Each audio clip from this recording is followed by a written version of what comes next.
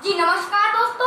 तो आज मैं सॉलिड स्टेट की स्टडी करूंगा। जी हाँ, सॉलिड स्टेट। तो मैं उपेंद्र नारायण रिछारिया देवेंद्र रिछारिया चैनल पर आपको सॉलिड स्टेट पढ़ाने जा रहा हूँ।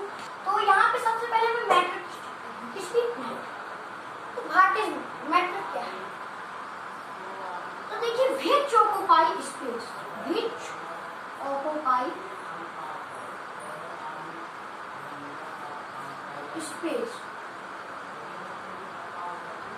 जो स्पेस ऑक्युपाई करता है उसे हम मैटर कहते हैं। ऑक्युपाई मींस घेरना। जो स्पेस ऑक्युपाई करता है उसे मैटर कहते हैं। तो मैटर 3 स्टेट्स में रहता है। कितनी मैटर 3 स्टेट्स में एग्जिस्ट रहता है, पाया जाता है। 3 स्टेट्स में पाया जाता है।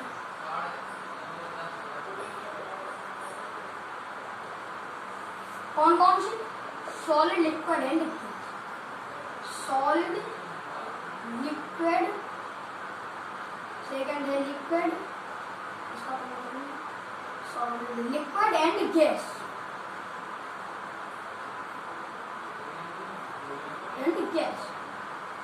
तो हमारे कोर्स में लिक्विड एंड गैस नहीं है, वो 11th क्लास में था, इसलिए मैं वो आपको लिक्विड एंड गैस बात करूंगा। यहाँ पे हमें अभी सॉलिड स्टेट, सॉलिड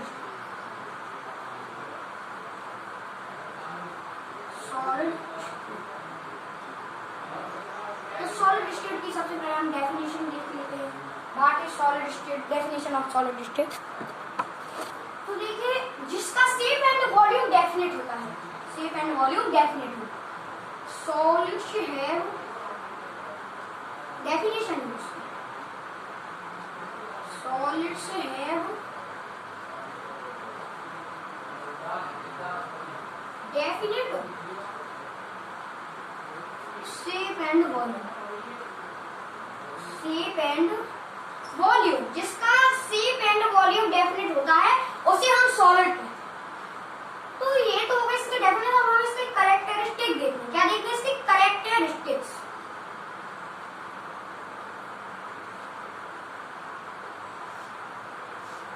तो यहाँ पे हमें देखना है यानी फीचर्स। तो इसकी जो फर्स्ट कैरेक्टरिस्टिक है वो इसकी बिल्कुल फर्स्ट डेफिनेशन, सेम डेफिनेशन है इसकी, यानी कि सॉलिड्स है वो solids have definite shape and volume, definite shape and volume, shape and volume.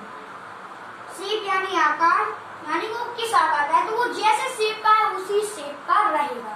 और वॉल्यूम यानी वो कितना स्पेस ऑक्युपाई कर रहा है, ऑक्युपाई मींस घेरना। जितना स्पेस ऑक्युपाई कर रहा है उसको कहीं भी रख दे सॉलिड को, उतना स्पेस ऑक्युपाई करेगा। तो ये हमने आपको बता दिया, solid shape definite shape and volume, यानी कि जो सॉलिड होता है उसके शेप एंड वॉल्यूम डेफिनेट होते हैं।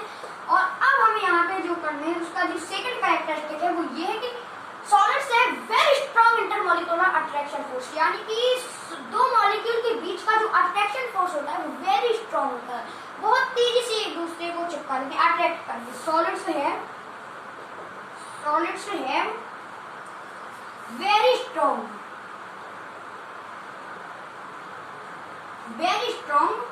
intermolecular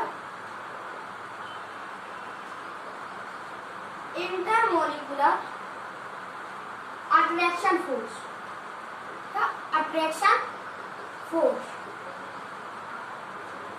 यानी कि दो मॉलिक्यूल के बीच का, ये 2 मॉलिक्यूल से इन्होंने एक दूसरे को इतने स्ट्रांगली अट्रैक्ट किया कि आपस में जाके एक दूसरे से बिल्कुल ऐसे चिपक गए, ऐसे। तो अट्रैक्ट करते हैं एक दूसरे को, यानी फोर्स लगाते हैं और ये एक दूसरे को अट्रैक्ट कर लेते हैं। ठीक है, तो आप लोग इसकी स्क्रीनशॉट ले लीजिए क्योंकि मुझे आगे भी पढ़ाना है। जी, तो आप लोगों ने स्क्रीनशॉट ले लिया, अब मैं इसको रेज कर देता हूँ। तो हमें सॉलिड की सारी कैरेक्टरिस्टिक देखनी है। तो उसकी मैंने आपको फर्स्ट कैरेक्टरिस्टिक तो बताई थी, उसकी सेम डेफिनेशन जैसी होती है, जैसे कि उसका जो शेप एंड वॉल्यूम होता है वो डेफिनेट होता है। सॉलिड्स है definite shape and volume,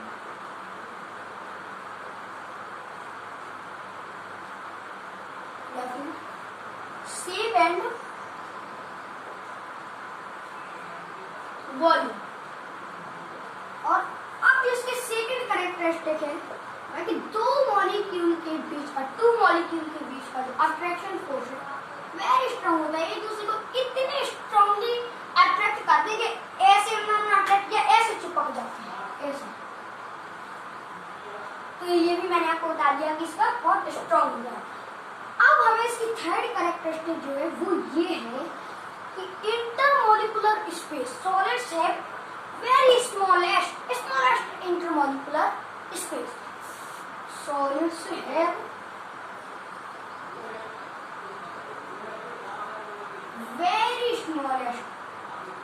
very small intermolecular space,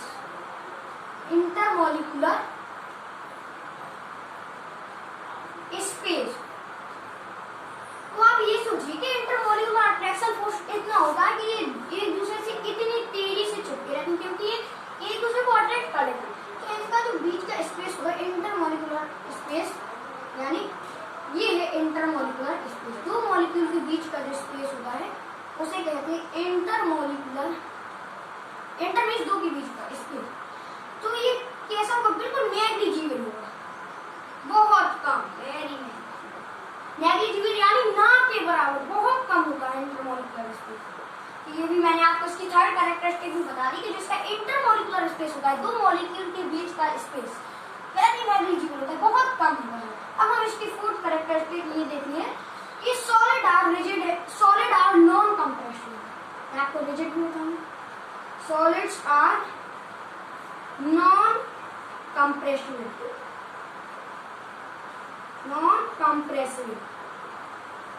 तो देखिए पहले मैं आपको कंप्रेसिबल और नॉन कंप्रेसिबल बता देता हूँ। आप देखिए कंप्रेसिबल कहलाता है कि जब हम किसी भी सॉलिड को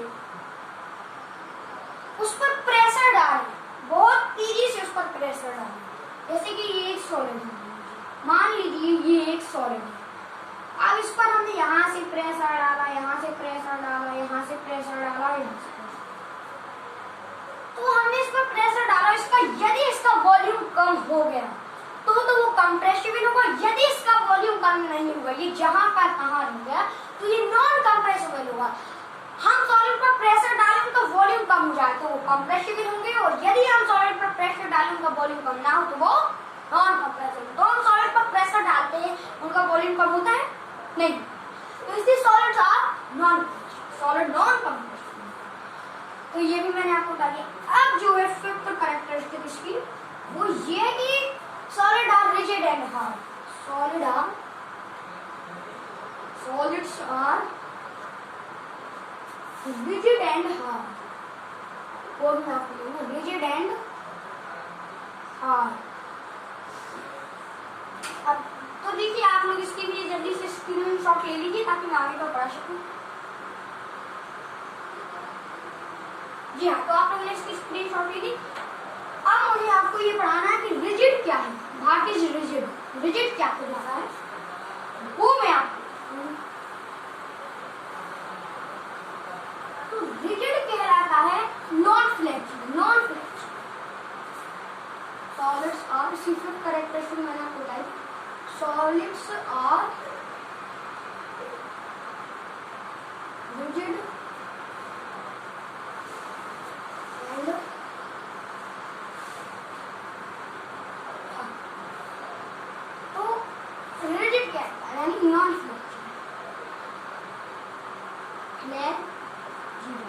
फ्लेक्सिबल क्या होता है? लचीला, फ्लेक्सिबल यानी लचीला। तो जैसे कि कोई सॉलिड है, मान लीजिए कोई सॉलिड है, तो क्या वो लचीला होगा? यदि हम जैसे कोई पैड है जिस पर हम बुक रखकर उसको देखते हैं राइटिंग सही आती है, तो जैसे कि कोई पैड है हम उसको मोड़ेंगे तो क्या मुड़ जाएगी? ना। यदि कोई पर हम उसको मोड़े और मुड़ जाए तो वो फ्लेक्सिबल कहलाता है, और यदि ना मुड़े, नॉन फ्लेक्सिबल या रिजिड, तो फ्लेक्सिबल नहीं होते, वो रिजिड होते हैं यानी मुड़े ना। और हार्ड यानी कठोर, सॉलिड और हार्ड ये तो सभी को पता है कि कठोर यानी ठोस। तो यहाँ पे हमने ये देख लिया, आपने ये भी देख लिया कि नॉन फ्लेक्सिबल। इसमें हमने पूरी 5 कैरेक्टरिस्टिक 5 कैरेक्टरिस्टिक देखी। फर्स्ट यही है कि जिसकी शेप एंड वॉल्यूम डेफिनेट हो वो सॉलिड कहलाता है। दूसरा उसमें intermolecular attraction force very strong होता है। दो मॉलिक्यूल के बीच का अट्रैक्शन फोर्स एक दूसरे को अट्रैक्ट करके खींच लेना, चिपका लेना। और जो इंटरमॉलिक्यूलर स्पेस होता है उनको नेगेटिव का ना के बराबर होता है, बहुत कम होता है। तो ये भी आपने देखिए। और सॉलिड और नॉन कंप्रेसिबल, यदि हम उस पर प्रेशर डालें तो उनका वॉल्यूम कम नहीं होता है, उन्हें हम नॉन कंप्रेसिबल कहते हैं। और इसका आपने फर्स्ट कैरेक्टरिस्टिक, फिफ्थ कैरेक्टरिस्टिक भी देख लिया आपने। सॉलिड और रिजिड है, रिजिड यानी नॉन फ्लेक्सिबल, लचीला। यदि हम उसको मोड़े तो मुड़ जाए, सॉलिड को हम मोड़ लेंगे तो वो नहीं मुड़ेगा, इसलिए वो नॉन फ्लेक्सिबल। हार्ड यानी कठोर, तो ठोस कठोर तो होते हैं, तो ये भी आपने। अब हमें टाइप्स ऑफ सॉलिड देखिए, टाइप्स ऑफ सॉलिड। सॉलिड कितने टाइप्स के हैं? तो solid are two types, solid are two types, solid two types में कौन कौन से? फर्स्ट है crystalline solid, crystalline solid,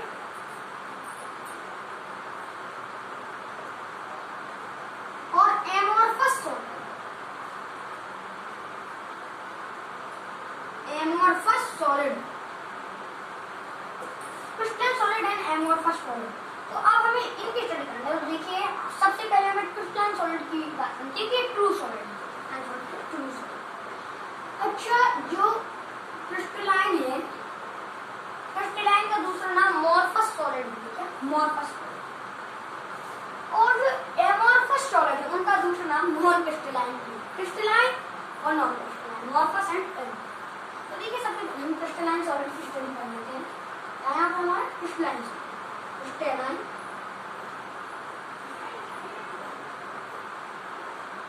crystalline solid. देखिए क्रिस्टलाइन सॉलिड में उनके कंस्टिट्यूएंट पार्टिकल्स होते हैं, मैं आपको उसकी डेफिनेशन दे रहा हूँ। Constituent particles of crystalline, constituent particles of crystalline solid, constituent particles of crystalline solid are arranged in regular pattern, are arranged in regular pattern। यानी कि जो constituent particles होते हैं crystalline solid वो अरेंज यानी व्यवस्थित, अरेंज यानी व्यवस्थित, और रेगुलर पैटर्न यानी सही ढंग से। जो जिनके कंस्टिट्यूएंट पार्टिकल्स सही ढंग से व्यवस्थित हो उन्हें हम कहते हैं कंस्टिट्यूएंट क्रिस्टलाइन सॉलिड। तो जैसे कि मैं आपको बताऊं सही रेगुलर पैटर्न पर, जैसे कि एक जैसी हो और वहां सभी एक जैसे हो, जैसे कि ये रेगुलर पैटर्न पर अरेंज है ना, ये रेगुलर पैटर्न पर arrange in regular, arrange in regular pattern. तो और जो एमोर्फस सॉलिड होता है बिल्कुल इनका अपोजिट होता है, उनके कंस्टिट्यूएंट पार्टिकल्स रेगुलर पैटर्न पर अरेंज नहीं होते। अच्छा, तो पहले हम क्रिस्टलाइन सॉलिड की स्टडी करते हैं, तो आपने देख लिया। अच्छा, इसकी जो सेकंड कैरेक्टरिस्टिक, सेकंड वो ये होती है कि इसकी melting point and boiling point को डेफिनेट होता है। Melting point, melting point of crystalline solid are definite, यानी कि जैसे ये मान के चलिए क्रिस्टलाइन सॉलिड की मेल्टिंग पॉइंट जैसे मान लो 500, वो 500 डिग्री सेल्सियस पर मेल्ट होगा, तो 500 पर ही होगा, मतलब उसका डेफिनेट होगा कि इतने पर है तो इतने पर ही वो मेल्ट होगा। तो आप इसकी भी जल्दी से स्क्रीनशॉट ले लीजिए ताकि मैं आपको आगे का पता।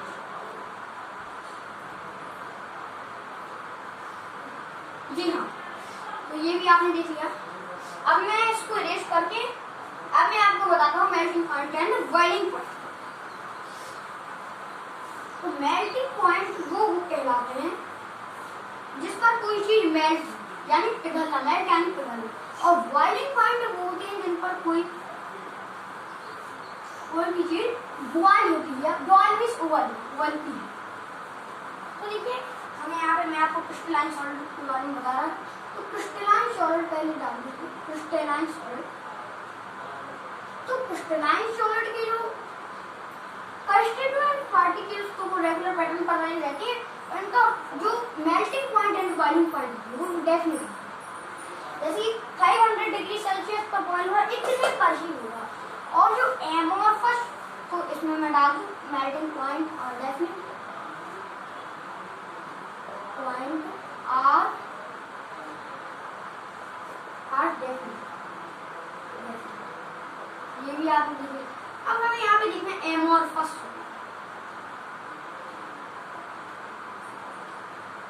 एमोर्फस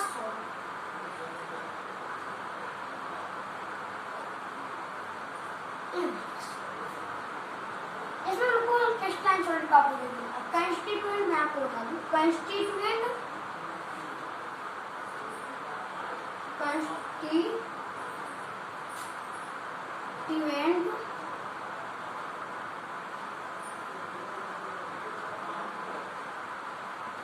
particles of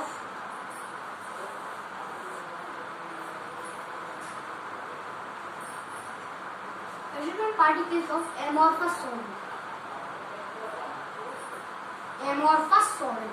तो जो amorphous solid के जो constituent particle होते हैं are not arranged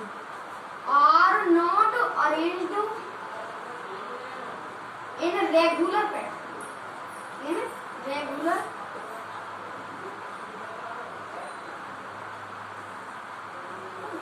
पैटर्न पर अरेंज, और इनके जो melting point and boiling point होते हैं वो डेफिनेट भी मेल्टिंग पॉइंट इसकी कुछ कैरेक्टरिस्टिक्स हैं। अब इसके जो मेल्टिंग पॉइंट होते हैं, melting point are not definite, melting point and boiling point definite. जैसे वो कहते कहीं 1000 से 1500 के बीच, मतलब 1000 से 1500 के बीच में मेल्ट होगा, कहीं 1000 से 1050 के बीच में होगा, मतलब उनका निश्चित डेफिनेट होगा। जैसे कि उन्होंने कहा 1000 से 1500 के बीच में मेल्ट होगा, फिर कहीं 500 से 550 के बीच में मेल्ट होगा डिग्री सेल्सियस। तो उनका कोई डेफिनेट होता है एमोर्फस सॉलिड के मेल्टिंग पॉइंट कोई भी डेफिनेट। तो ठीक है, इसमें हमने देख लिया। अब हमें types of crystalline solid, types of crystalline solid, types of crystalline solid. Crystalline solid कितने टाइप्स के? ठीक है, 4-5 टाइप्स के होते हैं।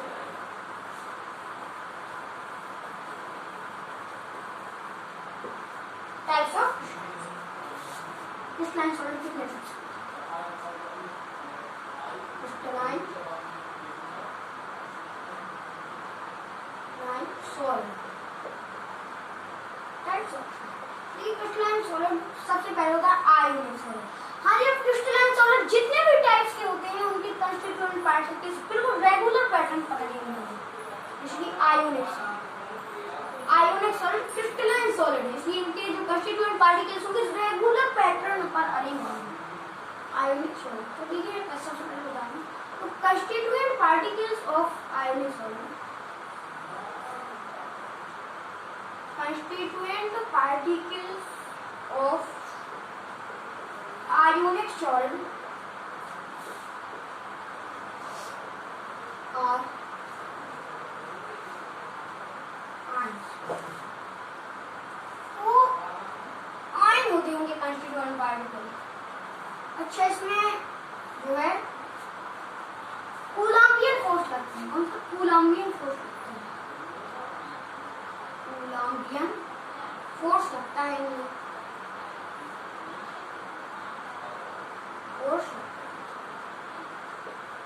आयोनिक सॉलिड में कूलम्बियन फोर्स लगता है और इनमें इलेक्ट्रोवैलेंट बॉन्ड बनते हैं। इनकी थर्ड कैरेक्टरिस्टिक क्या है? इलेक्ट्रोवैलेंट बॉन्ड बनते हैं, इलेक्ट्रोवैलेंट बॉन्ड। इलेक्ट्रोवैलेंट बॉन्ड का ही तो दूसरा नाम आयोनिक बॉन्ड है, परंतु इसमें आयोनिक सॉलिड में इलेक्ट्रोवैलेंट बॉन्ड। तो ठीक है, यहाँ पर मैं आपको बता दूं कि इलेक्ट्रोवैलेंट बॉन्ड इसमें कूलाम्बियन फोर्स रहता है। जैसे कि हम यदि आयोनिक सॉलिड के एग्जाम्पल भी देखें तो कौन कौन से हैं, जैसे कि फर्स्ट है NaCl, जो आयन से मिलकर बने हो तो आयोनिक सॉलिड कहलाते हैं। जैसे कि ये NaCl सोडियम आयन क्लोराइड है, NaCl एक ion sodium chloride, KCl potassium chloride, CaCl caesium chloride, सभी आयोनिक सॉलिड के एग्जाम्पल। तो इसी तरह से सेकंड नंबर पर है हमारा, जिसका नाम है मॉलिक्यूलर सॉलिड।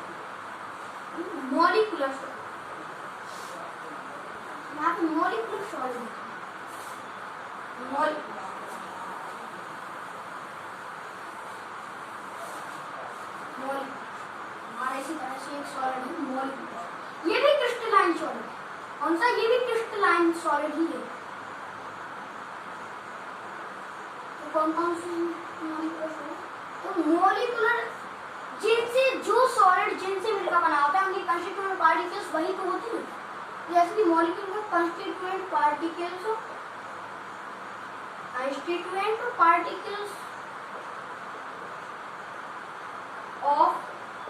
ऑफ मॉलिक्यूलर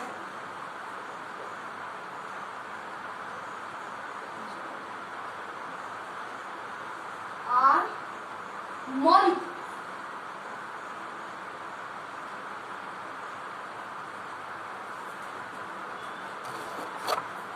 तो जो मॉलिक्यूल के कंस्टिट्यूएंट पार्टिकल्स होते हैं मॉलिक्यूलर सॉलिड, वो मॉलिक्यूल से जुड़े हैं और इनमें वान डर वाल फोर्स लगती है। कौन सी? वान डर वाल। इसमें वान डर वाल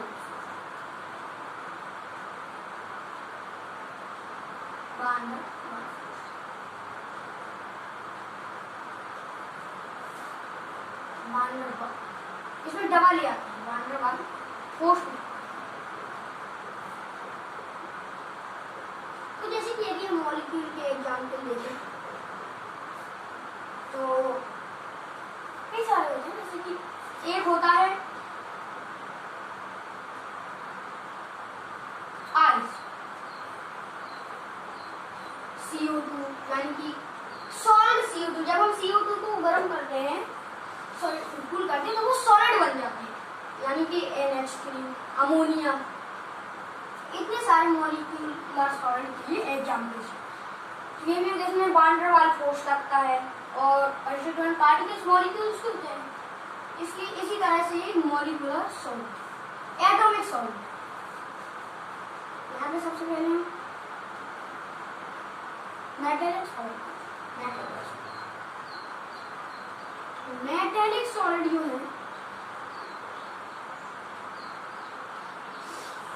मेटालिक सॉलिड, तो इनके जो कंस्टिट्यूएंट पार्टिकल्स होते हैं वो मेटालिक एटम होते हैं। कंस्टिट्यूएंट